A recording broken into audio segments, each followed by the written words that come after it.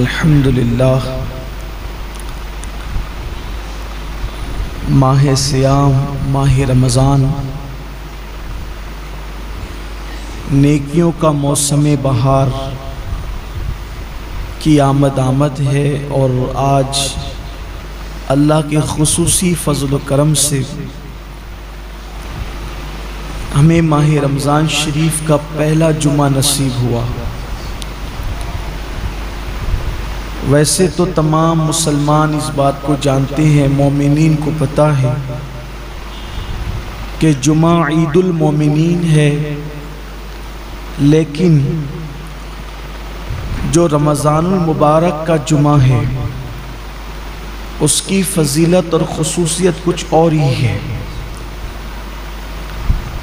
جیسے ہی جمعرات کا سورج غروب ہوتا ہے رمضان شریف میں، تو جمعہ کا سورج غروب ہونے تک ہر لمحے کو ہم، چونکہ حدیث میں لمحے کا ذکر ہے، اگر آج کی اصطلاح کے اعتبار سے اس کا ترجمہ کریں تو ہو جاتا ہے ہر سیکنڈ۔ تو ہر لمحے میں 70,000 ایسے جہنمیوں کو اللہ جہنم سے آزاد کرتا ہے جن کے لیے جہنم کا عذاب لازم ہو چکا ہو، اپنے کرم سے وہ یوں ہی آزاد کرتا ہے، اور یہ سلسلہ پوری رات چلتا رہتا ہے، ہر لمحہ 70,000، پھر اس کے بعد دن میں بھی یہی سلسلہ، حتیٰ کہ جو جمعۃ المبارکہ کی آخری ساعت غروب آفتاب کے وقت آتی ہے، تو وہ جو سورج غروب ہونے سے لے کر اب سورج غروب ہونے تک جتنے لمحات میں 70,000 بخشے گئے تھے، ان سب کی تعداد کے برابر اس آخری گھڑی میں اتنے ہی لوگوں کو بخشا جاتا ہے۔ یہ ہے جمعہ کا رمضان المبارک، رمضان المبارک کا جمعۃ المبارک، ماہ رمضان کے جمعۃ المبارکہ کی شان یہ ہے۔ اب آپ اندازہ کریں کہ ہم کتنے قیمتی لمحات میں ہیں، اور یہ لمحات کتنے قیمتی ہے، اس لیے اس کو غنیمت جاننا چاہیے، اس کا احترام کرنا چاہیے، اس کی تعظیم کرنا چاہیے۔ اللہ قرآن مقدس میں ارشاد فرماتا ہے وَمَن يُعَظِّمْ شَعَائِرَ اللَّهِ فَإِنَّهَا مِن تَقْوَى الْقُلُوبِ، کہ جو اللہ کی نشانیوں کی تعظیم کرتے ہیں تو یہ دلوں کے تقوی کی وجہ سے، یعنی جن کے دلوں کو اللہ نے تقوی کے لیے چن لیا ہے، وہ اللہ کی نشانیوں کی تعظیم کرتے ہیں۔ اللہ کی نشانیوں کی تعظیم کا مطلب کیا؟ پہلے اللہ کی نشانی کیا؟ جیسے قربانی کے جانور، یہ اللہ کی نشانی، کعبۃ اللہ شریف اللہ کی نشانی ہے، صفا مروہ اللہ کی نشانی ہے، اولیاء اللہ کے مزارات اللہ کی نشانی ہے، اولیاء اللہ کا وجود اللہ کی نشانی ہے۔ اسی طرح ماہ رمضان شریف اللہ کی نشانی ہے۔ اللہ کی نشانی کا مطلب دیکھو، نشانی اس کو کہتے ہیں جس کو دیکھ کر اصل یاد آئے، جس کو دیکھ کر ہم کہتے ہیں یہ فلاں کی نشانی، یہ فلاں، یعنی جب میں یہ دیکھتا ہوں تو وہ یاد آتا ہے۔ جیسے کسی نے مجھے انگوٹھی دی تو یہ انگوٹھی فلاں کی نشانی، کہ میں انگوٹھی دیکھتا ہوں تو دینے والا یاد آتا ہے۔ تو جن جن چیزوں کو دیکھنے سے خدا یاد آتا ہے وہ اللہ کی نشانی ہے، اور جو اللہ کی نشانیوں کی تعظیم کرے، احترام کرے، تو یہ اس کے دل میں تقوی ہے، اللہ کا ڈر ہے، وہ اس کے دل میں پرہیزگاری ہے، اس بنیاد پر وہ اللہ کی نشانیوں کی تعظیم کرتا ہے۔ تو اب رمضان المبارک کا احترام وہی دل کر سکتے ہیں، وہی قلوب کر سکتے ہیں جس دل کے اندر تقوی موجود ہے، پرہیزگاری موجود ہے، اللہ رب العزت کا خوف موجود ہے۔ انہی لوگوں کو اللہ توفیق دیتا ہے نشانیوں کے احترام کی اور نشانیوں کی تعظیم کی۔ اب ہم دیکھیں کہ کیا ہمارے دل کے اندر اللہ کی نشانیوں کی تعظیم ہے؟ ہر نشانی کی تعظیم الگ الگ ہے۔ تب رمضان شریف کی تعظیم کیسے کریں گے؟ جیسے اگر کسی ولی کو دیکھیں، کسی اللہ والے کو دیکھیں، تو اس کی تعظیم یہ کہ ہم اٹھ کے کھڑے ہو جائیں، اس کے ہاتھوں میں ہاتھ دے دیں، زیادہ سے زیادہ تعظیم یہ کہ اس کی دست و بوسی کریں، اس سے دعائیں لیں۔ لیکن کیا رمضان شریف کے لیے ہم کیسے اٹھ کے کھڑے ہوں؟ یہ دکھنے والی چیز تو ہے نہیں، اس کے ہاتھ تو ہے نہیں کہ ہم اس کے ہاتھ چوم لیں. تو اس کی تعظیم کا مطلب کیا ہے؟ تو سب کی تعظیم جدا جدا ہے.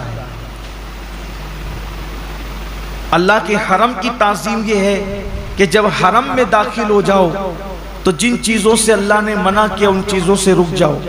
تو ایسے ہی رمضان المبارک کی تعظیم یہ ہے کہ اس کے روزے رکھے جائیں، اس میں تراویح پڑھی جائے، اور اس میں اپنے آپ کو ظاہری اور باطنی گناہوں سے بچایا جائے. یہ اس کی تعظیم ہے. کیا واقعی ایسا ہو رہا ہے؟ اللہ کا شکر ہے کہ ہمارے گنبد و مینار کے شہر مالیگاؤں میں ایک بڑی تعداد میں لوگ روزہ رکھتے ہیں. حتیٰ کہ ہمارے یہاں چھوٹے چھوٹے بچوں کو بھی اللہ نے یہ توفیق بخشی کہ چھوٹے بچے بھی روزہ رکھتے ہیں. خواتین اس میں مردوں سے کچھ آگے ہے روزے کے معاملات کے اندر، لیکن کہیں نہ کہیں اب بھی کمی ہے. اب بھی ایک بہت بڑی تعداد ہے جو روزہ نہیں رکھتی، روزہ رکھنے سے محروم ہے. اور وہ ان نوجوانوں کی تعداد ہے جو اس وقت محنت مزدوری کرتے ہیں، مارکیٹ میں بیٹھتے ہیں، لوم چلاتے ہیں، کاروبار کرتے ہیں، اور ان کا عذر یہ کہ دھوپ بہت ہے، تمازت بہت ہے، شدت بہت ہے. واقعی موسم تو گرم ہے. کچھ روزے اپریل میں ہوں گے اور کچھ روزے مئی میں بھی ہوں گے، بلکہ پورا آخری عشرہ مئی میں ہوگا. اور گرمی کا اور محنت کا عذر پیش کر کے لوگ روزہ چھوڑ دیتے ہیں. پہلی بات تو یہ ہے کہ موسم کا عذر یا محنت کا عذر پیش کر کے روزہ چھوڑنے کی اجازت نہیں ہو سکتی، بلکہ اگر محنت مزدوری کی وجہ سے آپ روزہ چھوڑتے ہیں تو اسلام کا حکم یہ جو احکام شرع ہے وہ بتا رہا ہوں آپ کو، کہ ایک طرف روزہ چھوٹتا ہے کام دھام کی وجہ سے، آپ اپنے اندر طاقت نہیں پاتے کہ محنت بھی کریں اور روزہ بھی رکھیں، تو روزہ نہیں چھوڑ سکتے. آپ کو شریعت یہ حکم دیتی ہے کہ آپ اپنی مصروفیات کم کر دیجیے، آپ کام شارٹ کیجئے، لیکن روزہ آپ کو رکھنا ہے. اس لیے کہ رمضان شریف کے ایک روزے کی اہمیت یہ ہے، ایک روزے کی، کہ جان بوجھ کر اگر کسی نے رمضان شریف کا ایک روزہ چھوڑ دیا اور اس کے بدلے میں پھر وہ پوری زندگی روزہ رکھے، تو زندگی بھر کے تمام روزے اس ایک روزے کی فضیلت کو نہیں پہنچ سکتے جو ماہ رمضان شریف میں رکھا گیا ہے. ماہ رمضان شریف کے روزے کا بدل زندگی بھر کے روزے نہیں ہو سکتے. جو فضیلت ان دنوں کی ہے، یہ موسم ہے روزے کا. اور کچھ لوگ چھوٹی موٹی بیماری کا بہانہ لے کر بھی روزہ چھوڑتے ہیں. ہر چھوٹی موٹی بیماری پر روزہ چھوڑنے کی اجازت نہیں ہے. گنہگار ہوں گے، سخت گنہگار ہوں گے. جس نے ایک روزہ رمضان شریف کا چھوڑا پھر اس کو قضا بھی کرنا پڑے گا ایک روزہ، اور توبہ بھی کرنی پڑے گا. یہ بھی عوام میں غلط فہمی ہے کہ جو لوگ سوچتے ہیں کہ رمضان شریف کا ایک روزہ چھوڑ دیا جان بوجھ کر تو 60 روزے رکھنے پڑیں گے. ایسا نہیں ہے، ایک ہی روزہ رکھنا ہے. یہ اصل میں جو بلا وجہ روزہ توڑ دیتے ہیں رکھ کر، 60 روزے ان کے لیے کفارے میں. لیکن جس نے روزہ چھوڑ دیا بہت برا کیا، اس نے ایک ہی روزہ رکھے گا بعد میں قضا، لیکن ساتھ ہی اس کو توبہ بھی کرنی پڑے گی. صرف روزہ قضا کرنے سے معاملہ ختم نہیں ہوگا، سچی توبہ بھی اس کے ساتھ لازم ہوگی. بلکہ جن لوگوں کے روزے کسی وجہ سے، لا علمی کی وجہ سے پہلے چھوٹ گئے، تو وہ عام دنوں میں غیر رمضان میں ان روزوں کی دھیرے دھیرے قضا کر لیں. روزہ نہ رکھنے کا وبال بڑا دردناک ہے. اللہ کے رسول صلی اللہ علیہ وآلہ وسلم فرماتے ہیں کہ میں نے جب شب معراج جہنم کا مشاہدہ کیا تو میں نے دیکھا کہ کچھ لوگوں کے جبڑوں کو آگ کی کینچی سے کاٹا جا رہا ہے. میں نے پوچھا جبریل یہ کون لوگ ہیں؟ عرض کیا یا رسول اللہ صلی اللہ علیہ وآلہ وسلم یہ آپ کی امت کے وہ لوگ ہیں جو ماہ رمضان شریف میں روزے نہیں رکھتے تھے. اس لیے یہ دنیا ہے یہاں تو روتے گاتے گرتے پڑتے خوشی غمی میں زندگی کیسے بھی گزر جائے گی، لیکن ایک دن آخرت ہے، دنیا ختم ہونے والی ہے اور آخرت کبھی ختم نہیں ہوگی۔ آج عمل کر سکتے ہیں، اس کی اہمیت کا اندازہ نہیں ہے، جب اس عمل کا صلہ ملے گا اور عمل نہ کرنے پر سزا ملے گی تب انسان پچھتائے گا کہ کاش میں نے اس کا فائدہ اٹھا کر زندگی کا کچھ نیکیاں اکٹھا کر لی ہوتی، کچھ عمل کر لیا ہوتا۔ بلکہ مرنے والے اللہ کی بارگاہ میں منت کرتے ہیں کہ میرے اللہ ہمیں صرف 2 رکعت دنیا میں جا کر پڑھنے کی اجازت دے دے، لیکن ارشاد ہوتا ہے بندے جب ہم نے تجھے موقع دیا تھا اس وقت تو نے اس سے فائدہ نہیں اٹھایا، اب زندگی ختم ہو گئی ہے، اب دوبارہ کسی کو دنیا میں نہیں بھیجا جائے گا۔ اس لیے میں اپنے نوجوانوں سے کہتا ہوں بہانہ مت کیجئے، روزہ رکھنے والے کو صبر اللہ دیتا ہے۔ اور ایک بات آج آپ سے کہنا چاہتا ہوں، اگر کسی غربت کی، تنگ دستی کی یا محنت مزدوری کی وجہ سے آپ کا روزہ پر مشقت ہے، آپ کے روزے میں مشقت ہے، تکلیف ہے، تو یہ بات ہمیشہ یاد رکھیے گا کہ جس نیکی میں جتنی تکلیف ہوگی، جس نیکی میں جتنی تکلیف ہوگی اس کا صلہ اتنا بڑھا دیا جائے گا۔ روزہ رکھ کر اے سی میں سونے والوں کا ثواب الگ ہے اور روزہ رکھ کر لوم چلانے والوں کا ثواب الگ ہے، دونوں کا ثواب یکساں نہیں ہے۔ روزہ رکھ کر کے اے سی میں آفسوں میں بیٹھنے والوں کا اجر الگ ہے اور روزہ رکھ کر کے دھوپ میں مارکیٹ میں بیٹھنے والوں کا اجر الگ ہے۔ وجہ کیا ہے؟ دیکھیے ڈاکٹر اقبال نے اس فلسفے کو بہت اچھے سے سمجھایا ہے۔ اقبال کہتے ہیں الفاظ و معانی میں تفاوت نہیں، لیکن الفاظ و معانی میں تفاوت نہیں، لیکن ملا کی اذان اور مجاہد کی اذان اور۔ جو مسجد کے اندر کھڑے ہو کر کے اذان دیتا ہے اس کے الفاظ بھی وہی ہے، اور جو مسجد کے اندر اذان پڑے اس کا معنی بھی وہی ہے، اور جو جہاد کے صحرا میں اذان دے اس کا معنی بھی وہی ہے اور اس کے الفاظ بھی وہی ہے، لیکن جو اذان کا ثواب مسجد میں کھڑے ہونے والے مؤذن کو ملتا ہے وہ مجاہد کو نہیں ملتا، اس لیے کہ دونوں کی اذان میں بڑا فرق ہے۔ مؤذن کی اذان پر چند لوگ مسجد میں آتے ہیں اور مجاہد کی اذان پر پوری قوم کو اللہ کامیابی اور فلاح عطا فرماتا ہے، دونوں میں بڑا فرق ہے۔ اس لیے کہ یہ اذان پنکھوں کے سائے میں ہے، یہ اذان چھت کے سائے میں ہے، یہ اذان راحتوں میں ہے، اور وہ اذان مشقتوں اور تلواروں کے سائے میں، دونوں میں فرق ہے۔ تو اسی طریقے سے اقبال کی فکر سے روشنی لے کر کہہ رہا ہوں، اور حدیث پاک کہ جس نیکی میں جتنی مشقت اور تکلیف ہوگی اس کا صلہ اتنا بڑھا دیا جائے گا۔ تو لوم چلانے والے مزدور کبھی غمگین نہ ہوں کہ کیسے کریں، ہمت سے کام لیجئے، جہنم مت خریدیے، جہنم کی کا عذاب مت خریدیے۔ اگر اللہ کی مرضی کسی کو مزدور بنایا، کسی کو سیٹ بنایا، لیکن آپ کو کام ہمت سے لینا ہے، اللہ اس کا صلہ بہت بڑھا دے گا، اللہ اس کا اجر بہت بڑھا دے گا۔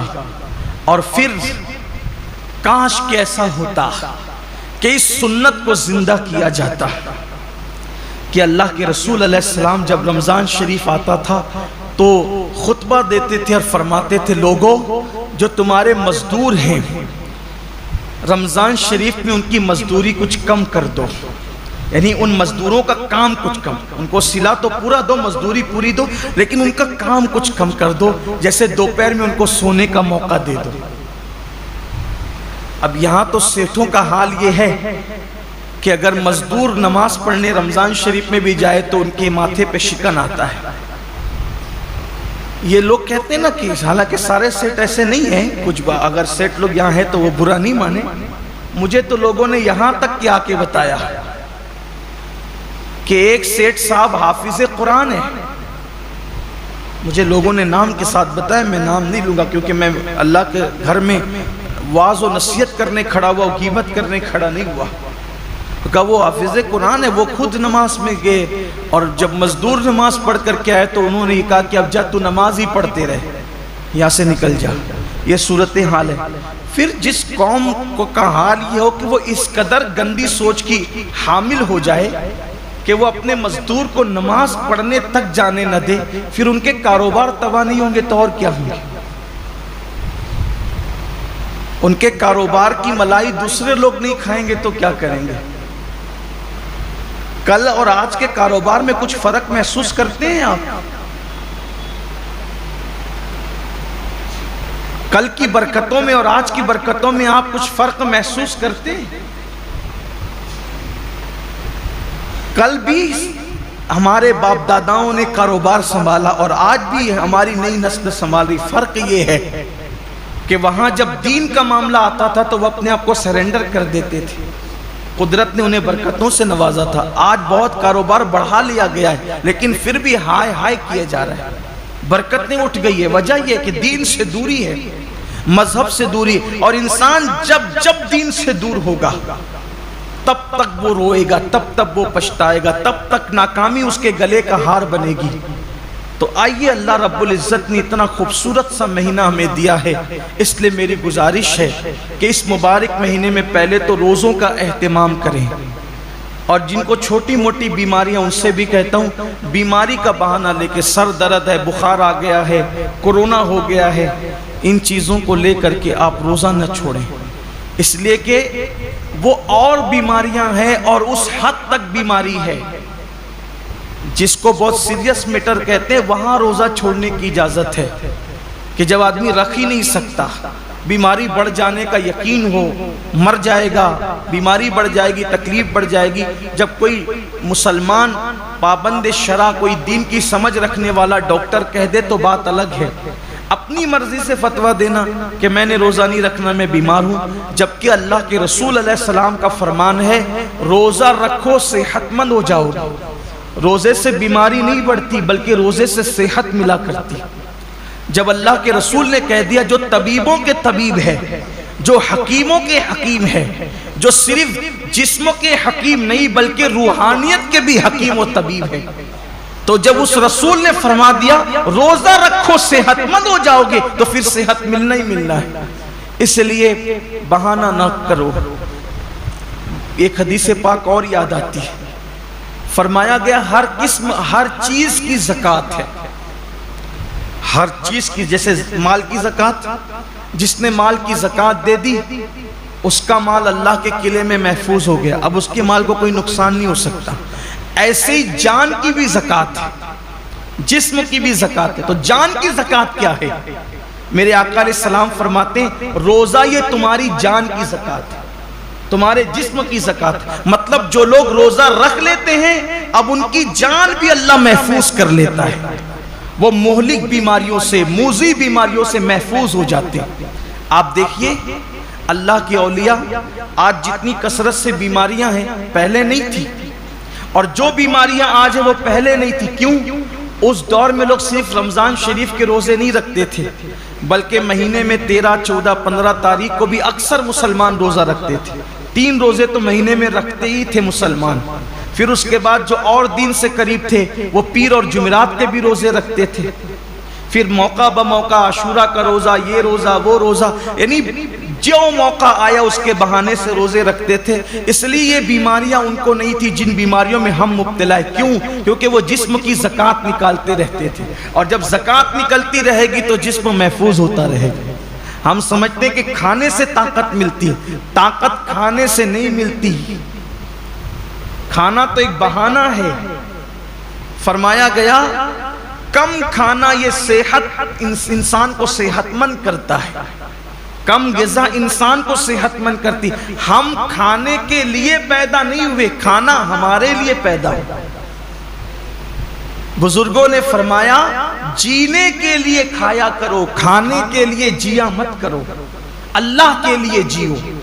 یہ انسان کی سوچ اور فکر ہونا چاہیے۔ تو پہلی چیز یہ ہے روزہ رکھیے، روزے کا اہتمام کیجیے، اور روزہ رکھیے تو اس طرح رکھیے جیسے اللہ نے روزہ رکھنے کا حکم دیا ہے۔ یہ دوسرا باب آپ کے سامنے پیش کرنے لگا۔ پہلے تو روزہ رکھیے، اب جو روزہ رکھتے ہیں ان کے لیے اس طرح رکھیے جیسے اللہ نے رکھنے کا حکم دیا۔ اب اللہ نے روزہ رکھنے کا حکم کیسے دیا؟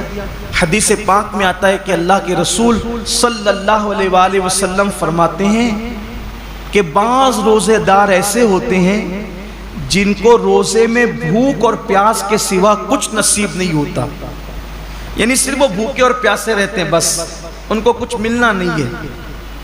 وجہ اس لیے کہ انہوں نے جو حلال کھانا تھا، توجہ کرنا، جو حلال کھانا تھا، جیسے کھانا حلال ہے نا، پانی بھی حلال ہے، مغرب بعد تو کھا سکتے ہیں نا، وہ تو حلال ہی ہے، صبح صادق سے پہلے کھا سکتے ہیں، حلال ہی ہے، لیکن روزہ رکھنے کی نیت کرنے کی وجہ سے وہ حرام ہو گیا تو رک گئے کھانے پینے سے۔ لیکن جس کھانا جو حلال تھا روزے سے پہلے اور روزے کے بعد، وہ روزے کی حالت میں تو ہم رک گئے کھانے پینے سے، فریج بھری ہوئی ہے پھلوں سے رک گئے ہیں، کچن بھرا ہوا ہے کھانے سے رک گئے ہیں، مگر گالی تو ہمیشہ حرام ہے۔ کیا روزے میں لوگ گالی سے بھی رکے؟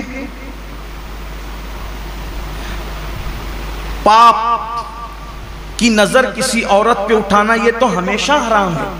کیا آنکھوں کو بھی لوگوں نے کنٹرول کیا؟ نماز ترک کرنا یہ ہمیشہ حرام ہے، نماز کو چھوڑ دینا یہ ہمیشہ حرام ہے۔ کیا لوگ روزے کی حالت میں نماز کے پابند ہوئے؟ بے شمار روزے دار ہیں جو نیند سے اٹھتے ہیں، بستر پہ سحری کھاتے ہیں، وہیں سو جاتے ہیں۔ یہ کون سا روزہ ہے جس میں کوئی نماز ہی نہیں؟ یہ کون سا روزہ؟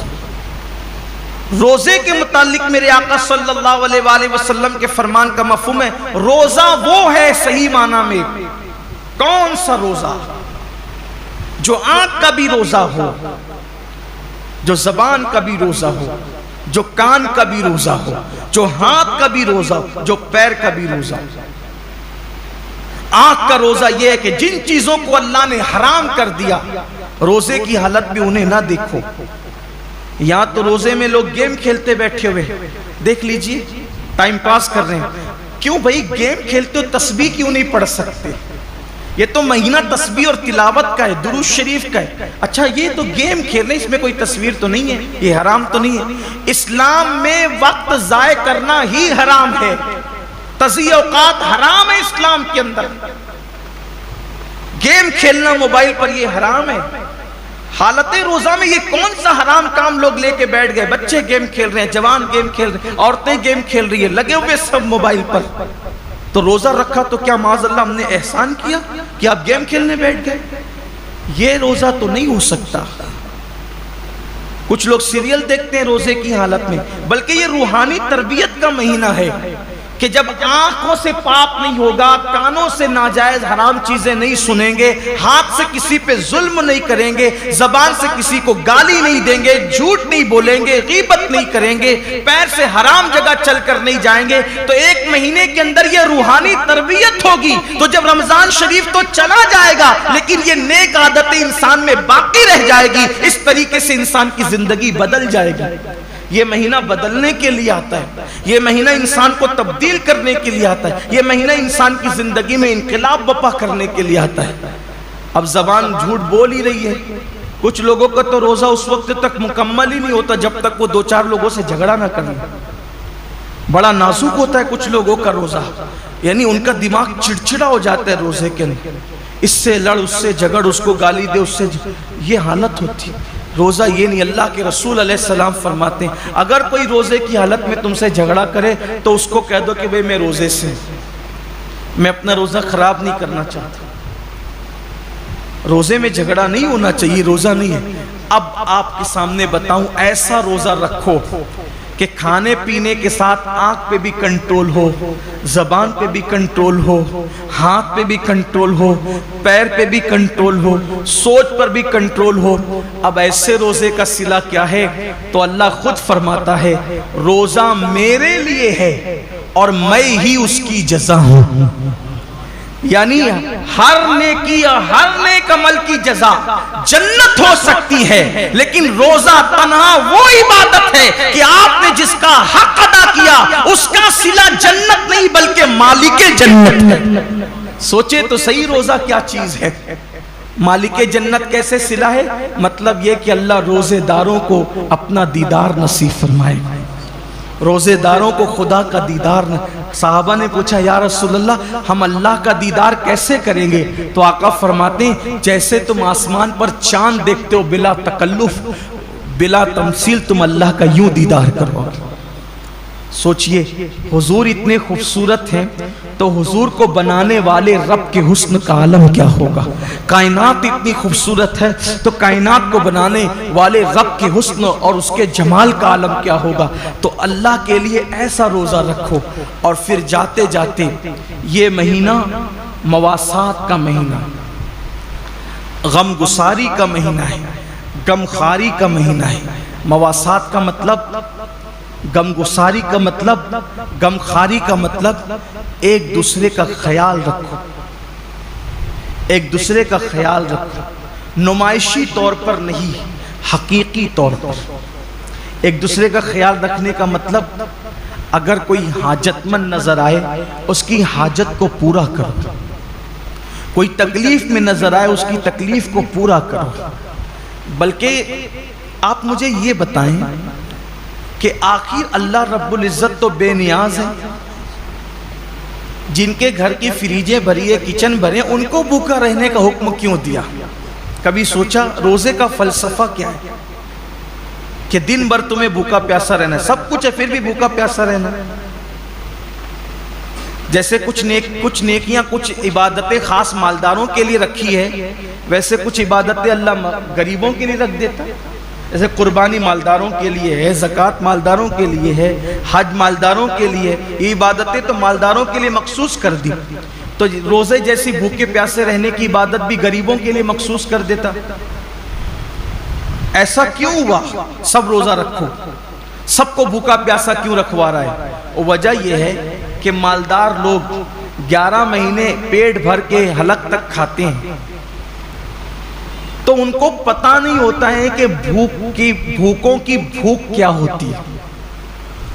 جو بندہ جس تکلیف سے گزرے گا نہیں اس کو اس تکلیف کا احساس کبھی نہیں ہوگا. جو یتیم نہیں تھا اس کو یتیموں کا درد کبھی پتہ نہیں چل سکتا. جو غریب نہیں ہو اس کو غریبوں کا درد کبھی پتہ نہیں چل سکتا.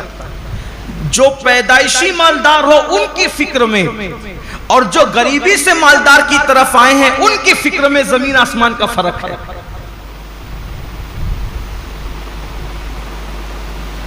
ایک مرتبہ کا واقعہ ہے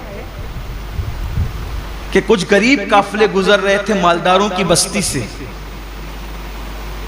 کچھ غریبوں کے قافلے گزر رہے تھے مالداروں کی بستی سے. تو وہ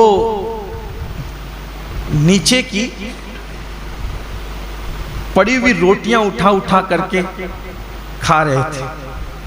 تو مالداروں کے بچوں نے ان کو دیکھا تو اپنے باپ سے پوچھا کہ یہ لوگ نیچے کی روٹی پڑی ہوئی کیوں اٹھا کے کھاتے ہیں؟ تو باپ نے جواب دیا بیٹے ان کو روٹی نہیں ملی اس لیے یہ روٹی اٹھا کے کھاتے. تو کہا ابا ان کو روٹی نہیں ملے تو انہیں چاہیے تھا کہ یہ دکان سے کیک خرید لیتے. اب اس بچے کو کیا پتا کہ جنہیں روٹی نصیب نہیں وہ کیک کہاں سے خریدیں گے، لیکن اس کی سوچ کی چونکہ وہ مالدار گھر میں پیدا ہے. تو جو غربت، اسی لیے اللہ نے اپنے محبوب صلی اللہ علیہ وآلہ وسلم کو یتیم پیدا فرمایا. اسی لیے اللہ نے اپنے محبوب صلی اللہ علیہ وسلم کی پرورش غریب گھر میں فرمائی. کیوں؟ کہ محبوب کو ایسی غربت سے گزارو اور ایسی یتیمی سے گزارو کیونکہ جو غریبوں کا ماوا اور یتیموں کا ملجا بنا کر بھیجا گیا ہو جب تک اس منزل سے گزریں گے نہیں تو وہ حقیقی درد کا احساس جو ایک غریب کو غربت کی وجہ سے ہو سکتا ہے ایک یتیم کو یتیمی کی وجہ سے. اسی لیے تو اللہ کے رسول علیہ السلام یتیموں کو دیکھتے تھے تو آنکھوں میں آنسو آ جاتے تھے. کیوں؟ اس لیے کہ حضور خود یتیمی سے گزرے تھے، وہ در یتیم تھے. آقا فرماتے ہیں میں اس ماں کا بیٹا ہوں کہ میری ماں دھوپ میں سوکھا ہوا گوشت کھا کر کے زندگی گزارتی اور میری ماں کو میں نے سوکھے ٹکڑے کھاتے ہوئے دیکھا. اللہ کے رسول علیہ السلام یہ فرماتے ہیں. تو یہ روزے جو رکھائے جاتے ہیں ایک مہینے تک، اس کی بہت ساری حکمتوں میں سے ایک حکمت یہ بھی ہے، 11 مہینے تک پیٹ بھر کر کھانے والوں ذرا ایک مہینے بھوکے رہ کر دیکھو کہ دنیا کے اندر جو قوم روٹی کے ٹکڑے کو ترس رہی ہے، آخر بھوک کس چیز کا نام ہے، تاکہ ان کی بھوک کا تمہیں احساس ہو۔ اور بھی حکمتیں، لیکن ایک حکمت یہ بھی ہے کہ ان کی بھوک کا تمہیں احساس ہو۔ تو یہ مہینہ مواسات کا مہینہ ہے، حاجتیں پوری کرنے کا مہینہ ہے، تکلیفیں پوری کرنے کا مہینہ ہے۔ اللہ کے رسول علیہ السلام کا فرمان ہے، حدیث پاک میں آتا ہے کہ جو ماہ رمضان شریف میں اپنے کسی مومن بھائی کی صرف ایک حاجت پوری کر دے، ایک حاجت، اللہ تعالیٰ اس کی 10 لاکھ حاجتوں کو پورا فرمائے گا، اور اس کو گناہوں سے ایسے پاک کر دے گا جیسے وہ ابھی اپنی ماں کے پیٹ سے پیدا ہوا۔ اس لیے اگر اللہ نے آپ کو نوازا ہو دولت سے، اگر اللہ نے آپ کو نوازا ہو مال سے، اگر اللہ نے آپ کو خوشحال رکھا ہو، تو اپنے رشتہ داروں کا خیال کریں، اپنے گرد و پیش کا خیال کریں۔ میں تو صرف یہی عرض کرنا چاہتا ہوں کہ ہر آدمی اگر صرف اپنے رشتہ داروں کو سنبھال لے تو مسلمانوں کی غربت کا خاتمہ ہو جائے۔ اس لیے اپنے گرد و پیش کا جائزہ لیں، حسب حیثیت، حسب طاقت ایک دوسرے کی مدد کریں، اور ایک دوسرے کی مدد کرنے کے ساتھ ساتھ اللہ تعالیٰ نے اگر آپ کو مال دیا ہے، دولت دیا ہے، تو اپنے مال سے مدارس اسلامیہ کی بھی مدد کریں، اس لیے کہ جب تک مدارس ہیں تب تک علم زندہ ہے، اور جب تک علم زندہ ہے تب تک اسلام زندہ ہے۔ اللہ کے رسول علیہ السلام فرماتے ہیں العلم حیات الاسلام و عماد الدین، کہ علم اسلام کی زندگی ہے، جب تک علم رہے گا اسلام رہے گا۔ اچھے امام آپ کو مدرسوں سے ملتے ہیں، اچھے خطبہ آپ کو مدرسوں سے ملتے ہیں، اچھے رہنما آپ کو مدرسوں سے ملتے ہیں۔ کچھ لوگوں کو مدرسوں سے بڑی چڑ ہے، یہ یہودیت کی فکر ہے، یہ نصرانیت کی فکر ہے، یہ مشرکین کی فکر ہے، مدارس سے نفرت اور اہل مدارس سے نفرت۔ یاد رکھیے مدارس کا تعاون کرنا اسلام کو فروغ دینے میں ایک بہت بڑا قدم اٹھانا ہے۔ آپ جس بھی مدرسے سے متفق ہیں، جہاں کے کام سے آپ مطمئن ہیں، وہاں مدرسے کی مدد کریں۔ ساتھ ہی ساتھ آپ کی ہماری اپنی تحریک سنی دعوت اسلامی مختلف شعبہ جات میں کام کر رہی ہے جو آپ کی نگاہوں کے سامنے ہے۔ الحمدللہ شعبہ دعوت و تبلیغ ہو، شعبہ مدارس ہو، شعبہ مساجد ہو، شعبہ خدمت خلق ہو، اس طرح کے شعبہ جات سنی دعوت اسلامی سال بھر اس میں کام کرتی اور آپ دیکھتے رہتے ہیں۔ اللہ کا شکر ہے شعبہ مدارس کے زیر اہتمام 3 دارالعلوم چلتے ہیں اور 60 مدارس اور مکاتب چلتے ہیں، اور 60 مکاتب جو پورے شہر میں چلتے ہیں، تقریباً اس میں 2700 کم و بیش طلبہ اور طالبات تعلیم حاصل کرتے ہیں۔ تو اگر اللہ نے آپ کو نوازا ہے تو اپنے زکوٰۃ، خیرات اور فطرے کی رقم سے آپ ان تمام شعبہ جات کو مضبوط کریں۔ اللہ کا شکر ہے اجتماعی شادیوں کا نظم بھی آپ دیکھتے رہتے ہیں، سال بھر میں ساری ایکٹیویٹیز آپ کے سامنے ہیں۔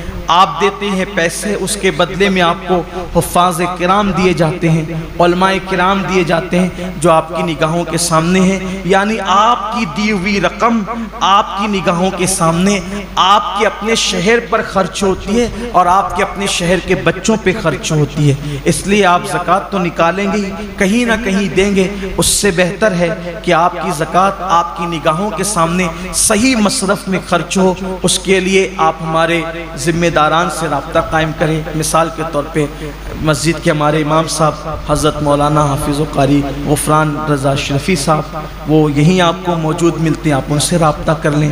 ہمارے عثمان بھائی ہیں، ان سے رابطہ کر لیں۔ ہمارے جمیل بھائی ہیں، ان سے رابطہ کر لیں۔ دیگر احباب ہیں، لیکن میری گزارش ہے کہ آپ شعبہ مدارس و و مساجد کو اور تحریک کو اپنے عطیات سے، زکوٰۃ و صدقات سے ضرور مضبوط اور مستحکم کریں تاکہ اللہ تعالیٰ کا دین مزید فروغ پائے اور دین کو اللہ تعالیٰ مزید ترقی عطا فرمائے۔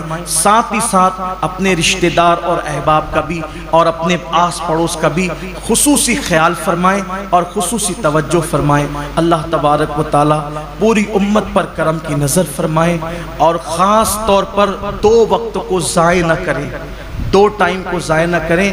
ایک تو سحری کا آخری وقت جو فجر سے پہلے کا ہوتا ہے، اور ایک تو افطار کا وقت جو بالکل غروب کے قریب ہوتا ہے۔